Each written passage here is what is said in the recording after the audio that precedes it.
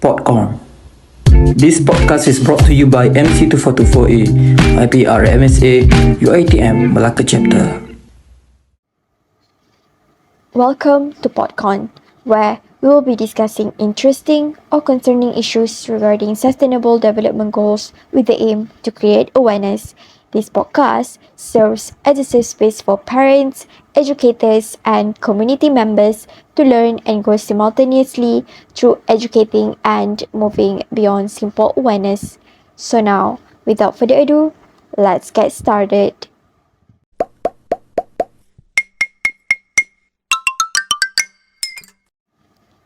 Hola! Welcome back and thank you so much for tuning into another episode of our podcast with none other than Farah, your host for today. In today's podcast, we will be talking about the topic of embracing disabilities, which is also related to Goal 10 under SDG. Persons with disabilities. Are you aware of their rights, struggles, sensitivities, or practically anything about them? If all of these do not sound familiar to you or you want to know more about them, then this is your sign to stay with me until the end of this podcast. We will talk all about who are disabled persons actually, their categories, about early detection and early intervention program for them, and challenges faced specifically under the special needs education sector. But why only focus on education if you ask? Because I think that people don't really talk about this matter on social media, by means it does not receive an appropriate amount of spotlight, and thus why I believe this is such an important and interesting thing to discuss about. To begin with, let us know first what is the 10 goal of SDG exactly about. Basically, it highlights reduced inequalities along with its 10 targets and 11 indicators, which focus normally on income inequalities, discrimination, and minority communities. However, our topic is more associated with Target 10.2, which is to promote the social, economic, and political inclusion of all, irrespective of age, sex, disability, race, ethnicity, origin, religion, or economy or other status.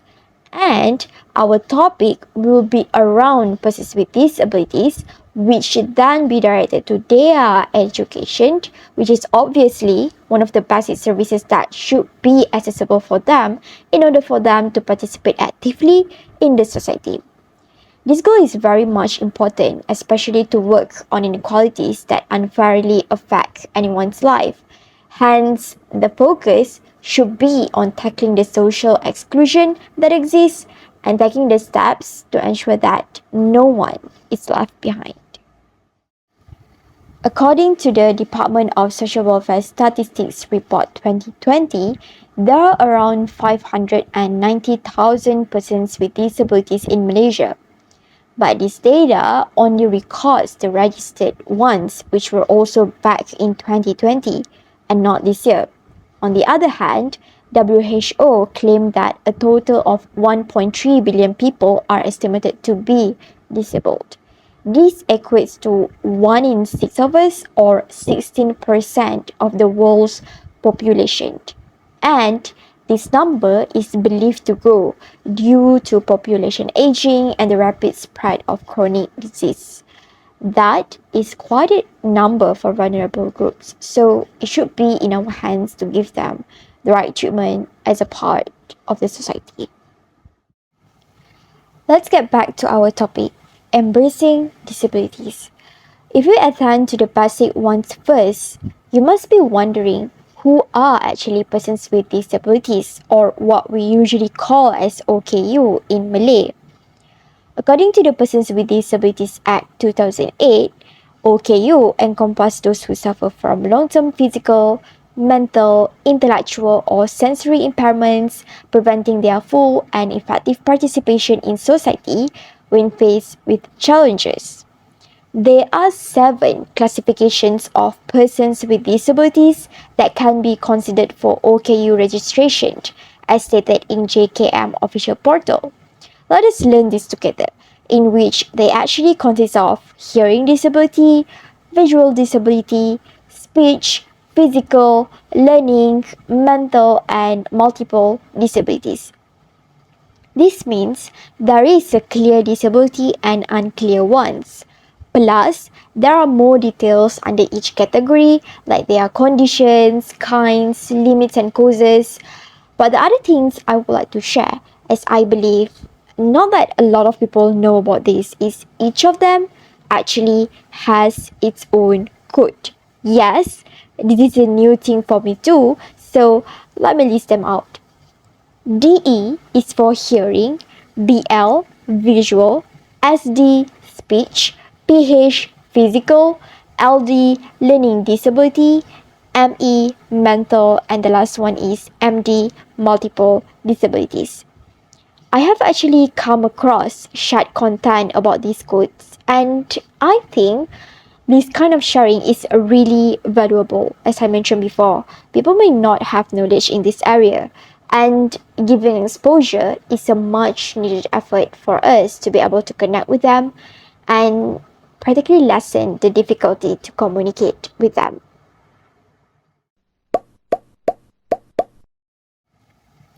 Now, on to our first segment. Have you heard about early detection and early intervention before?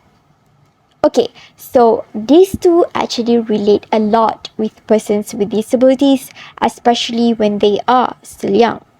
Firstly, about early detection. It is conducted to children under the age of 7 as an important process to reduce or avoid long-term disability in early stages of development. In other words, early detection is made so that children can be helped at an early age pursuant to his or her conditions. Even after birth, there is a test that has been run on the baby to allow the experts to detect any problems faced by the baby. And any development that is not in accordance with normal child development levels will be carefully recorded. And if it is needed, the parents then can be advised for a follow-up treatment. There is also another thing called detection checklist for infant or child development. It is an assessment instrument that can be executed by teachers, parents, or guardians to help them discover the existence of any child disabilities characteristics if related.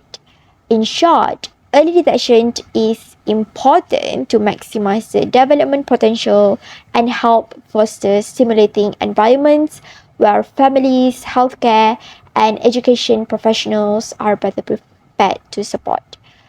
The last one is very important one because it is never an easy task to have a disabled child to handle them. Moving on is about intervention. It comes after detection so that appropriate intervention and support services can be provided as soon as possible. Early intervention program is dedicated to children with special needs and who have been identified to experience delays or disabilities of child development, meaning that through this program, various types of education and therapy will be provided with the aim to help these children adapt in society, have the potential, and make them more prepared to step into a more challenging education level.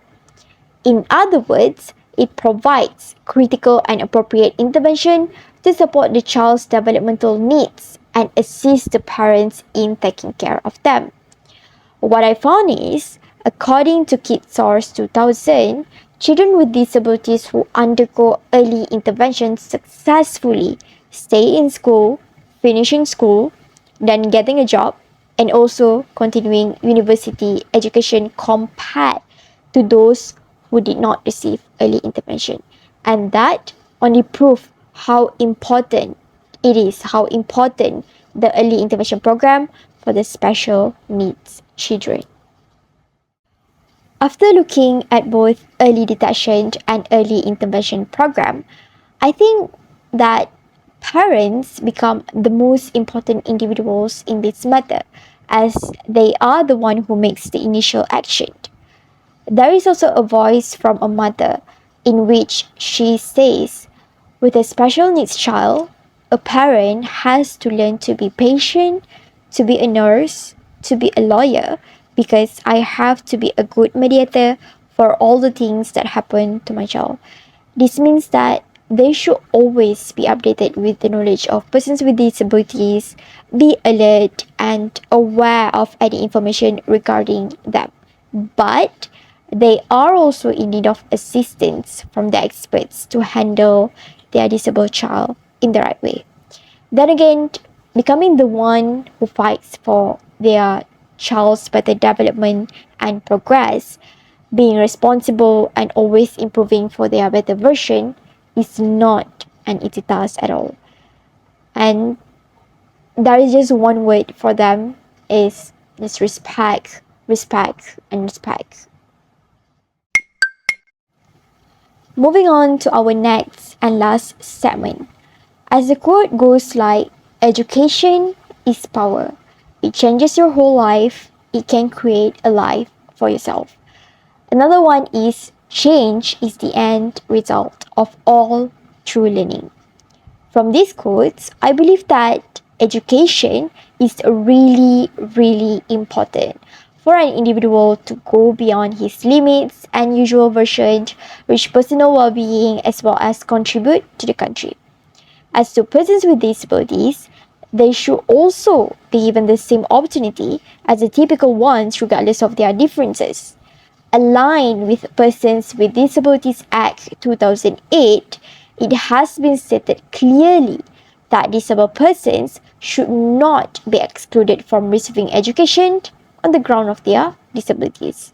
Basically, everyone has an equal right to obtain good quality of life through education as one of the mediums, as it is an influential factor in seeking employment.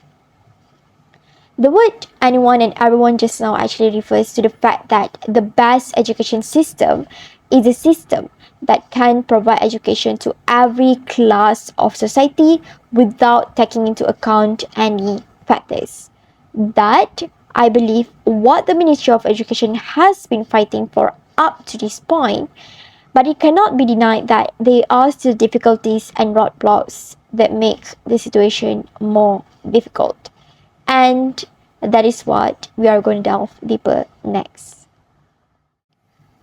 For people with disabilities, education is a crucial aspect of their lives since it has helped them read and write, speak English, find employment, and participate in decision making. Additionally, it helps one live a better life, earn respect from others, and become aware of their rights. But the first obstacle in the special needs education system is in terms of facilities, which are in the forms of infrastructure constraints and a lack of particular device provision. Infrastructural obstacles happen due to the fact that the building or pathway towards the class does not seem to be accessible and disable friendly. Especially for those who are physical impaired, their movement may be much harder and time consuming. So it will be hard for them to do their daily activities smoothly.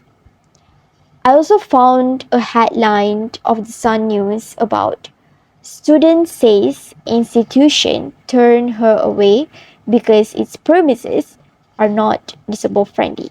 This is the bitter truth of reality, and Malaysia should do something about this. Well, when it comes to technology and assistive devices, there is still a lot that needs to be done to help children and adolescents with disabilities to learn more effectively in school. Because the usage of them is vital for a smooth education process as well as other aspects of lives. And I think the way to solve this matter requires government action, obviously, first of all, to do something for the good of OKU, along with the voice of this community, as well as the activists who fight for OKU rights. Because how long should we let this problem slide off and let us seize another OKU's opportunity and destroy hope?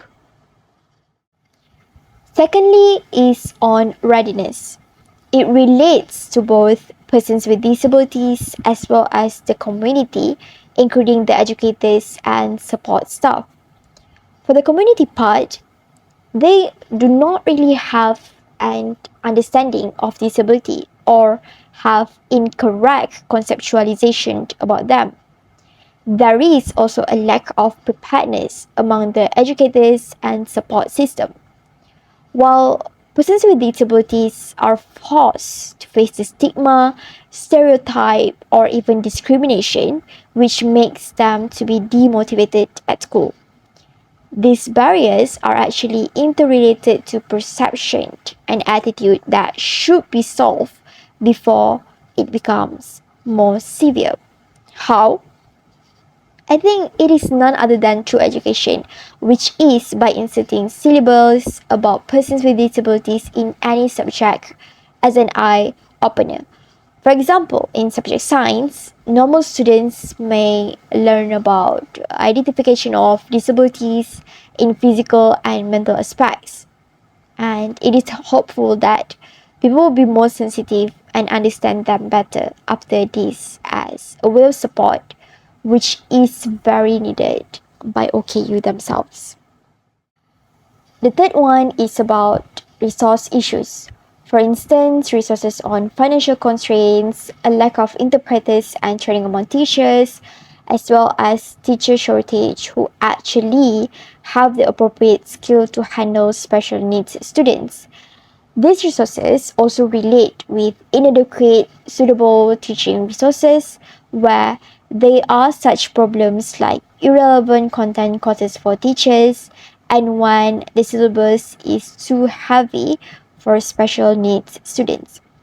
The ways to counter these problems are probably through having the National Council of Education for Persons with Disabilities to look into the affairs that happen, besides providing a clear indication of funding allocation for special education in national budgeting. While the last one is on early intervention program that should be integrated and structured rightfully so that it becomes systematic and holistic by covering all of the categories of disability. In return, all special needs students are able to experience the services of habilitation and rehabilitation. Furthermore, there are also teachers who lack of skills and guidelines for implementing early intervention program. Thus, they need to be trained beforehand with appropriate skills. As you have reached the end of this podcast and learned about OKU along the way, I hope people will be more open in embracing these vulnerable groups and not merely ignore them.